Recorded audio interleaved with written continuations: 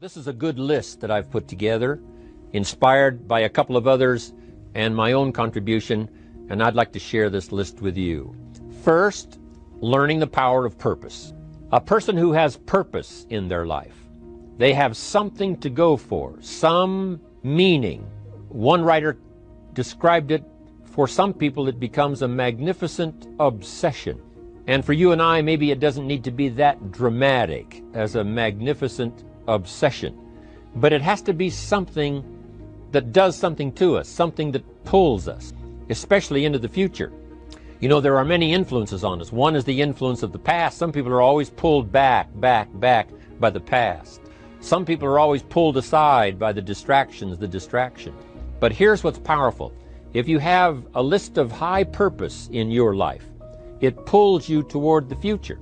And the more powerful the purpose is, the stronger it pulls.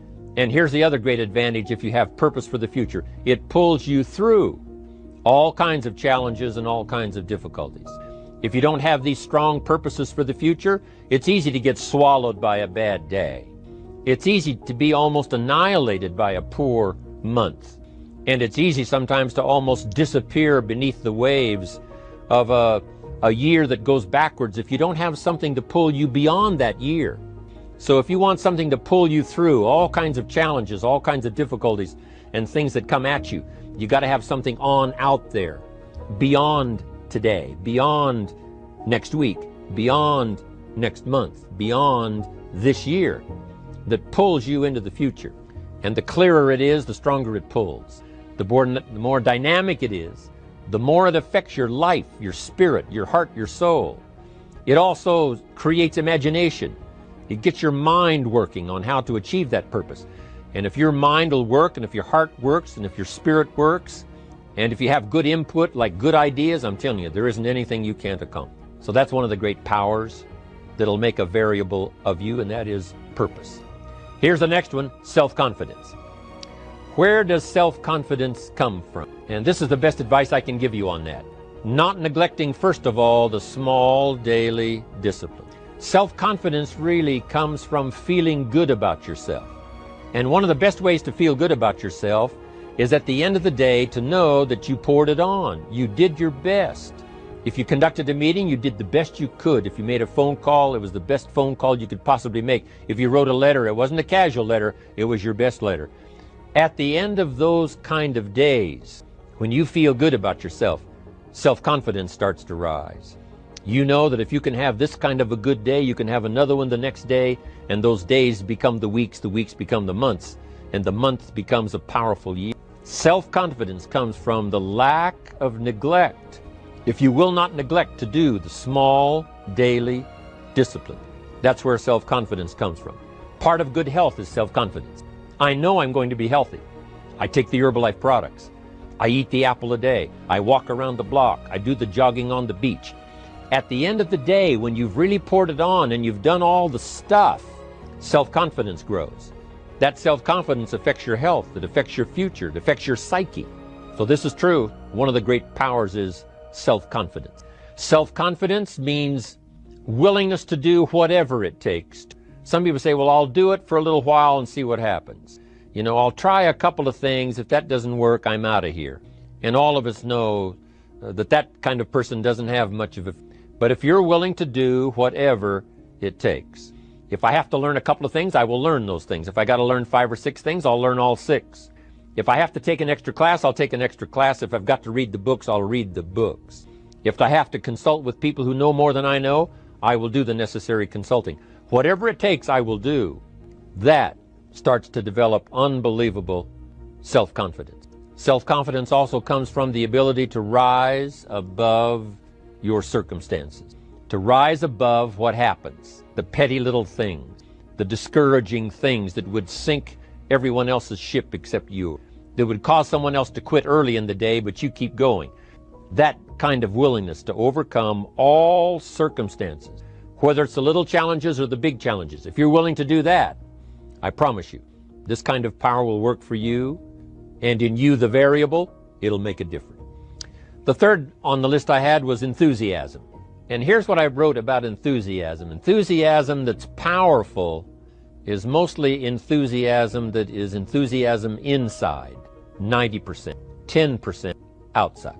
We all know what the enthusiasm is like when somebody lets us see their enthusiasm, which is like the 90%, and only 10% of it is inside. But the enthusiasm that really affects people is not just being loud, but the enthusiasm that runs deep, the enthusiasm that comes from deep inside, created by self-confidence, created by purpose, created by genuine willingness to help other people.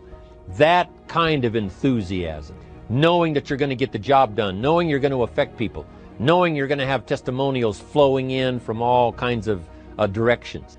That kind of enthusiasm. A lot of it is quiet. A lot of it is unheard. And the 10% that's heard, it rings a bell.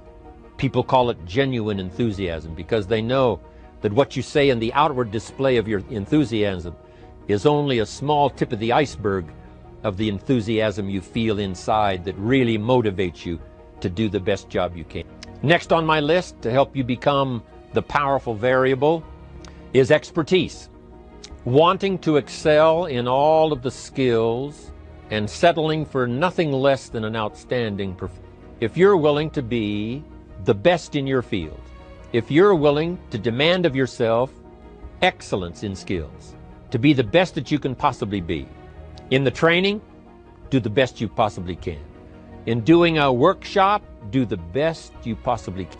Developing the skills of using your personality, developing the skills of language, developing the skills of influence, developing the skills of organizing. If you're willing to be an expert in all of the skills, Herbalife has the way for you to invest those skills and not only make a handsome living, not only make a lot of money, but if you would so desire and if it would be your purpose, a chance to make your fortune.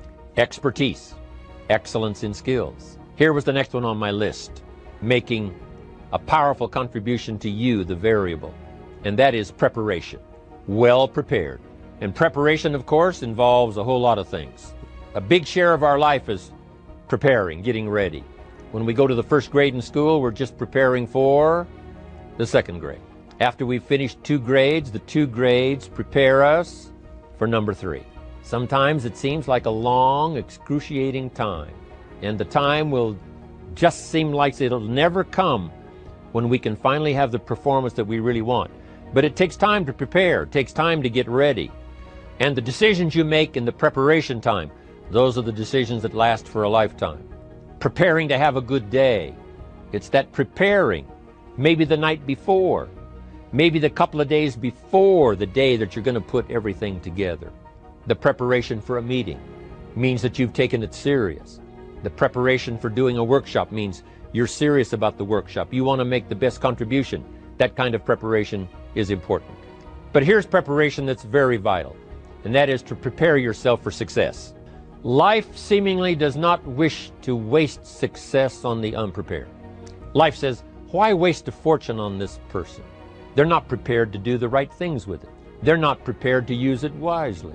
If a fortune was bestowed upon this unprepared person, it would probably be wasted. The people that could have been touched won't be touched. What could have been done won't be done because this fortune will have been wasted on the unprepared person. So not only look for fortune, not only look for the promise, but prepare yourself and ask of yourself, what can I do to make myself ready? Because remember, life was designed not to give us what we want, not to give us what we need, but life was designed to give us what we deserve. Every value in life must be paid for, and those that pay are the ones that get it. It says those that give receive. Someone says, I wish to receive, I wish to receive. You don't have to concentrate on receiving. Just become a good giver. It says those that search will find. Someone says, well, I need to find some good ideas to help change my life for the future. Then to find good ideas, that doesn't come because you need them. It comes because you search for them. If you want good ideas, you got to go after them. You got to go to the class, you got to go to the workshop, you got to go to the training, go to the book, right? You got to go to the journal, right? Go where good ideas are being taught, go searching, go looking. Because good ideas are not going to be wasted on those that are not seeking, searching, well prepared. So, prepare yourself to be ready for fortune when it comes, to be ready for challenge when it comes, to be ready for opportunity when it comes. Opportunity comes along and passes by the person that is not well prepared. I want to prepare myself this year for next year. Yes, I wish to be effective this year, but I'm also thinking of ways, how could I be better? How could my ideas be more powerful? How could they be sharper, more clear? How could I reach some people next year that I perhaps can't reach this year? I haven't reached deep enough into my own soul to affect some people. Some people just pass by and say, hey, what a good speech. But how could I make it stronger than that, deeper than that, more powerful than that? I cannot be as powerful as I could be next year. You know, you can't go to the 10th grade in the 5th grade. You just got to go through the grades. But the more you are prepared, when the 10th grade finally comes, now you can cash in and get 2 times, 3 times, 5 times more value from it by being prepared. I want to do my best this year for Herbalife, but I also want to get ready for next year, 1999. And then when the year 2000 comes, at the turn of the century, I want to be well equipped by language, by instinct, by temperament, by personality, by influence, to really be valuable the year 2000, 2001, 2, 3, 4, 5. That's my goal. I'm sure it's your goal. Now here's the next one. There's great power in self-reliance. Self-reliance means you simply look mostly to yourself.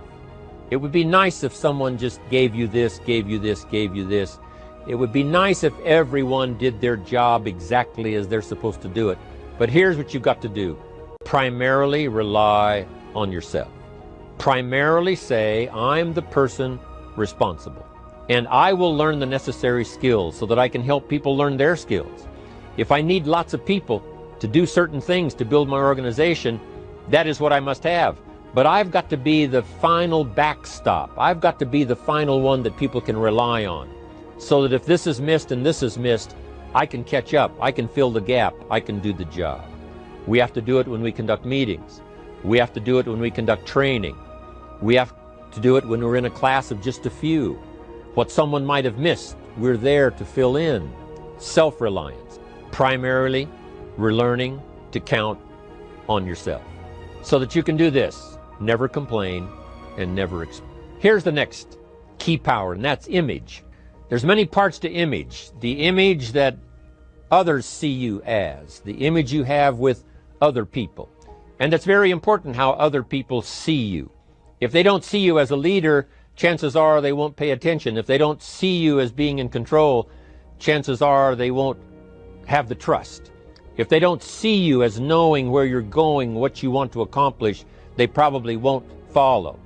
But if people can see you, if you have the image of someone that's in charge, in control of your life, your future, your destiny, in control of the situation, if they see that, that kind of image is powerful. It helps to win the day. It attracts other people. People want to be around people that are in control, that are powerful, but they know how to use their power, influential, but they know how to use their influence. That kind of image is important. But here's a very important image, and that is your image of yourself. The way you dress, the way you talk, the way you think, your capacity for learning, all of that is an important image that you have of yourself. The image that you have that if it needs to be learned, you could learn it. If there's a book that needs to be mastered, you could master it. If there's a skill that needs to be learned, why couldn't you get busy now and learn that skill? That kind of self-image, that I am continually trying my best to be the best I can. Because one of the most important places you have to look is into the future, yes. You got to look into the past, yes. You've got to look around, yes. But one of the most important places you have to look is in the mirror. You know, how I appear to other people, that's important. But how I appear to myself is the ultimate importance. That kind of image, to where you'll develop the self-confidence, you'll develop the self-reliance. Now here's another one in my rather short list. The next word is character. Becoming a person of high values, a person of principle, a person of honesty, a person that earns respect. That kind of character. It took character when Mark started to put the marketing system together. How can we have a system that will build in the integrity, that people will know that if this happens, then this will happen. And if this goes wrong, here's the way to fix it. Unless you have the principles and the character and the integrity to put together a viable plan for a wide variety of people, then the system is not going to last very long. And I've been around long enough, and I'm sure you have been around long enough to see a lot of systems that got started, but they failed. And the reason is because they were not constructed with integrity. They were not constructed with character. They were not constructed with doing the right thing. They might have been constructed to take advantage, cash it out as quickly as possible and leave. Mark was involved when others took advantage of him all those years ago before Herbalife. When someone took advantage and didn't have the character, didn't have the principles, and didn't have the character to stay, the character to see it through, the character to do the right thing. So this is important, to develop the character within yourself, that people see you as honest, as fair, willing to do the right thing, willing to be helpful, but always willing to walk the center line, not to pass the line. When we come to an opportunity like Herbalife, especially multi-level network marketing, it is so dynamic, it is so powerful, and it is so possible in fortune making that sometimes people want to speed up the process by cutting the corners, by neglecting to do the right things, to cheat a little here, cross the line just a little bit, because then, it'll grow faster and you can cash in quicker. Not necessary here. Doing Herbalife right will build your fortune longer and stronger than trying to cut the corners and not doing it right. If we'll have the integrity that Mark had when he started it, and keep perpetuating that we will do the right thing by the marketing system, the right thing by a distributor who has a customer and they take care of that customer belongs to that distributor. That kind of integrity in the marketing system, the kind of integrity we have among each other, the kind of character we have to rely on each other, because here's what we cannot do. We cannot do this by ourselves. Mark's got to count on me. I've got to count on Mark. We've got to count on the president's team. The president's team has to count on the chairman's club for advice and counsel. We have to count on the millionaire team, the tabulator team, the world team. We've got to count on the distributor. We've got to count on the distributor giving the right message to the potential customer. We've got to count on the distributor giving wise counsel to the new recruit, teaching them the right way, the Herbalife way, the principled way, the character way. Vitally important. Building and developing your own character. Now here's another one. It's called self-discipline. Self-discipline, all of us have a challenge with it, because sometimes it's easy, and especially if you're working hard, doing the best you can, it's easy sometimes to let up and let it go. But remember, so many people, especially now that we're as big as we are around the world, are counting on what we do. At home office, they have to be careful. They have to be disciplined. It's easy for the person who ships the product from Herbalife, says, oh, well, I'll wait until tomorrow to ship it. And then they go home and sleep like a baby. But the distributor who's waiting for that product doesn't sleep that night, or doesn't sleep when the product doesn't show on time. But if everybody will have the discipline to say, I will do the best job I can. I will make mistakes, of course, because we're all human, but I'll try to remedy those mistakes and do the best job I can. That kind of self-discipline that understands how important your part is in all of the functions that work. Coming to work on the set here, HBN, there's so many people that play a part. And each one of the parts that are played is necessary to put on the broadcast, make it viable, make it real, make it powerful. Any couple of them missing, and it would be a disaster. But all of it put together, and it works like a charm. Each person developing the self-discipline to do their part, do their job. Here's one more, and that is the power of extraordinary performance and demanding of yourself excellent. This is so important. If you want to live extraordinary, you must do extraordinary. If you want an extraordinary income, you must do extraordinary things. If you want an extraordinary fortune, you must go with the demands of what it takes to have that fortune. Mark has made such a fortune, it's almost beyond comprehension what the numbers really are. But guess what he has the satisfaction of knowing? He earned it all. If he'd have been lax in the performance, Herbalife would not be here these 18 years later. Herbalife would have been a footnote in multi-level history. But because he performed year after year, the 3rd year and the 5th year, and the 7th year and the 10th year, and the 12th year and the 15th year, and now performing well in the 18th year, I'm telling you, that's what makes it such a viable fortune for Mark personally, of course, because he did the job. If we would ask of ourselves that kind of performance, and you've got to ask it of yourself. You know, I can't ask it of you. I would try to inspire you.